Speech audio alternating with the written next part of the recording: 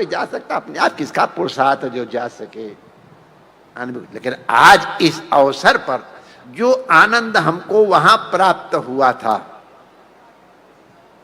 उससे न्यून आनंद नहीं, उससे कुछ और अधिक आनंद हमको आज यहां इनकी कथा के प्रारंभ में उपस्थित होने में आ रहा है।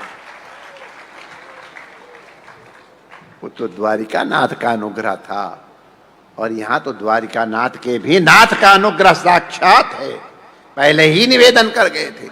हमारे यहाँ महाराज ठाकुर जी कहते हैं, हमारी बात से आप नाराज मत होना, संतों को भगवान भी कहते हैं मैं उनके पीछे पीछे चलता हूं। पीछे पीछे क्यों चलता हूं? कि उनकी चरण रज उड़ के मेरे माथे पे पड़े।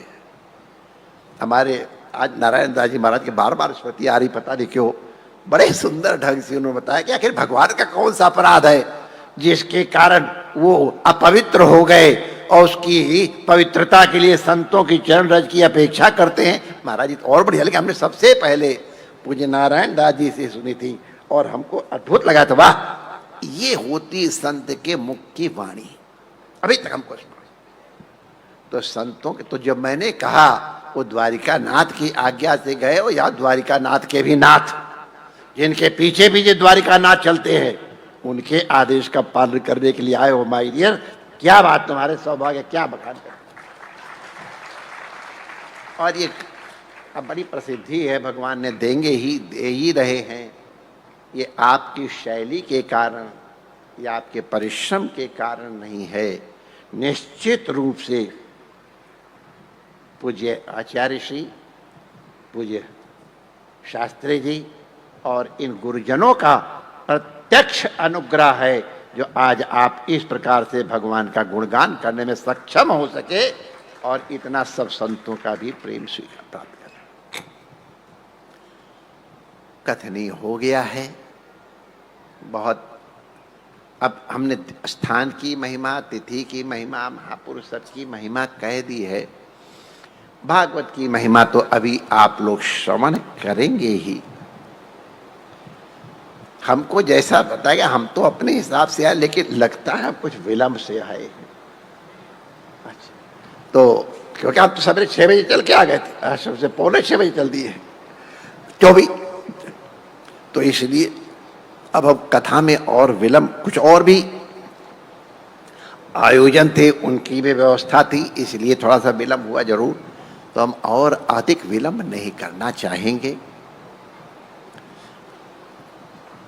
श्रोता वक्ता की महिमा और दोनों ज्ञान निधि हैं, इसलिए कुछ कहना नहीं। आप लोगों का सौभाग्य है जो ये श्रवण करेंगे। भागवत के श्रवण करने मात्र से जीव सब भय से निवृत्त हो जाता है। ये भगवान के पूज्य पिताजी श्री वसुदेव जी प्रकट करते हैं। यस्य केवल श्रवण मात्र से सर्वतो भयात् मुच्यते सर्वतो भयात्, जितने भय हैं अब उन भय की क्या गिनती गिनाएं, सब भय की निवृत्ति हो जाती श्रीमद् भागवत के श्रवण से। लेकिन एक विशेषण लगाया है, यान श्रुत्वा श्रद्धया मर्त्या, श्रद्धा पूर्वक श्रवण। अच्छा, कोई भी शास्त्र, कोई भी वचन, कोई भी सद्गुरु संत का उपदेश अगर श्रद्धा पूर्वक श्रवण किया जाए तभी फलीभूत होता है। अश्रद्धा होतम दत्तम, ये सब के सब व्यर्थ चले जाते हैं। तो इसलिए पूज्य वृद्ध महाराज जी को आगे ले आओ भाई, वहां नहीं, आगे सुविधा पूर्वक आसन बैठाओ। ये तो शोभा है पूरे समाज की, यहां आगे ले आओ, मैं बीच में रोक के। अच्छा,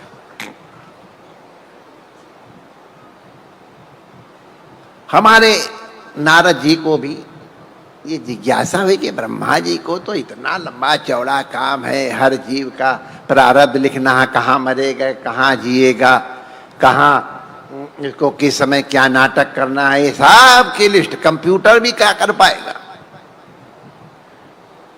और 84 लाख योनियों में न जाने कितने कितने जीव, सबका भी लेखा जोखा रखना है, और फिर भी ब्रह्मा जी मौज मारते रहते हैं। हम लोग तो जरा से कुछ होता है तो विचलित हो जाते हैं। तो वही भागवत की कथा की बात कह रहा हूं। नारद जी ने अपने पूज्य पिता और गुरुदेव, मानस पुत्र भी हैं और शिष्य भी हैं, पढ़े, आप महाराज जी इतने आनंद में कैसे रहते हो? तो उन्होंने कहा, देखो दुख आदमी को कब होता है, आदमी विचलित कब होता है? जब उसका मन चंचल होता है। मन माने अंतःकरण चंचल होता है। जब अंतःकरण चंचल होता तो उसकी इंद्रियां चंचला हो जाती हैं, और जहां नहीं जाना है वहां चली जाती हैं, जहां जाना चाहिए वहां नहीं जाती हैं। उसकी वाणी से कभी कुछ न कुछ निकल जाता है जो उसके लिए घातक हो जाता है। तो ब्रह्मा जी ने कहा, तो सबका एक ही उपाय है, हमारी वाणी कभी भी अनृत या असत्य नहीं बोलती। असत्य का मतलब केवल यथार्थ नहीं, जो ऋत हो, कल्याणकारी हो, वो है। यथार्थ को सत्य नहीं कहो। कई बार यथार्थ कथन बेसत्य नहीं होता है, और कभी असत्य कथन अगर है तो सत्य हो जाता है। लेकिन इसको जनरलाइज मत करना कृपा करके अपनी बुद्धि से। उतनी दूरी पर पहुंच जाओ तब समझना कि सत्य क्या है। जो सबका कल्याण करने वाला यथार्थ हो उसी को सत्य कहते हैं। तो ब्रह्मा जी कहते, मेरी वाणी कभी अनृत बोलती ही नहीं है, मेरी इंद्रियां कभी कुमार्ग में जाती ही नहीं है, हमारे मन में कोई असत संकल्प आते ही नहीं। नारद जी ने कहा, अच्छा ये कैसे होता है, हमको महाराज बता दो। उसमें क्या बड़ा आसान काम है। हमारे बुल्ले शाह कहते हैं, ओ बुल्लिया रबदा की पौना भगवत्राती कोई काम है, इथों पुट के इथे लौना, यहां संसार से निकाल के भगवान में लगा दो, हो गया काम। ब्रह्मा जी कहते, बचवा, अंग शब्द का प्रयोग किया है नारद जी के लिए। ए मेरे बचवा, ए मेरे प्यार। जब कोई गुरु के पास अपने कल्याण का मार्ग पूछता है तो गुरु गदगद हो जाते हैं कि तूने अपने कल्याण के लिए, मेरे कल्याण के लिए प्रश्न किया है कि उतनी देर तक मैं भगवत गुणगान करूंगा, भागवत गुणगान करूंगा। बड़े प्रेम से संबंध किया है। हे अंग, बहुत प्रिय शब्द है। यन्मे हृदय कंठवता थतो हरि। बस एक चीज है, सब दुखों की एक दवा है। काहे न अपनाए, क्या ऐसा गाना था, भगवान को उत्कंठा पूर्वक अपने हृदय में बैठा लो, बस। और कुछ भी नहीं करो, छोड़ो, वो अपने आप आके करेंगे, अपने आप झाड़ू लगाए। जो मकान में आकर रहेगा किराएदार, वो अपने आप सफाई करेगा। औत्कंठ्यवता तो हरि। भगवान को अत्यंत उत्कंठा माने बहुत प्यार से अपने हृदय में बैठा लो। भगवान तुम्हारे हृदय में बैठ जाएंगे तो सारे भय से विमुक्त हो जाओगे। भय के हेतु ये हैं जिनको ब्रह्मा जी ने अपने प्रिय वत्स नारद जी को बताया है। और भगवान कैसे धृतो हरि हो जाएंगे वो ये बताएंगे, ये बताएंगे। प्रविष्टा कर्णरंध्रेन स्वानाम भाव स्वरूप। ये श्रीमद् भागवत कथा के वाहन पे बैठ करके, भगवान गरुड़ वाहन है। गरुड़ को पंखों से सोम की ध्वनि सामवेद की ध्वनि निकलती है। शब्द के ऊपर आरूढ़ होके भगवान आते हैं। भगवान वक्ता के हृदय में विराजमान है, तभी भागवत मुंह से निकलती है, नहीं निकल ही नहीं सकती। इधर उधर हृदय चला गया तो भागवत नहीं निकले, कुछ और निकलेगा। तो हृदय में वक्ता के बैठे हुए भगवान शब्दों का आश्रय ले करके और शब्द जहां से प्रवेश होता है, ये शब्द जो है वो इस इंद्रिय का गुण है। तो प्रविष्टा कर्ण रंध्रेन, कान के रास्ते में प्रविष्टा माने अपने अप्रविष्टा। ये तो महाराज जी पंडित हैं, ऐसो के सामने तो आनंद आता है।